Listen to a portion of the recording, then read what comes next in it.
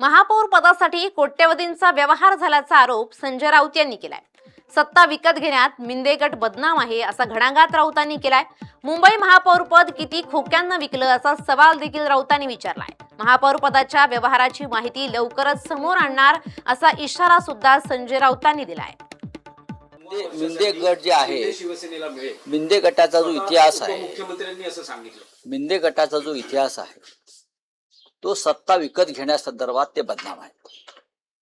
आता 1.25 वर्षाचं महापौर पद विकत घेण्यासाठी त्यांनी 125 कोटी मोजले दिल्लीला की 1,1500 कोटी मोजले, त्याची माहिती मी घेतोय। त्यांना फुकट काहीच मिळत नाही। आता जो त्यांचा डॉलर आहे तो सगळा विकतचा आहे, तो विकतचा आहे। त्यांना प्रत्येक गोष्टीसाठी पैसे मोजावे लागतात आणि ते पैसे मोजतात। त्यामुळे मुंबईचं महापौर पद सुद्धा किती खोक्यांना ते विकत घेत आहेत दिल्लीतून याची माहिती येईल लवकरच। असं काय त्याच्यामध्ये काय लपून राहण्यासारखं काही नाही।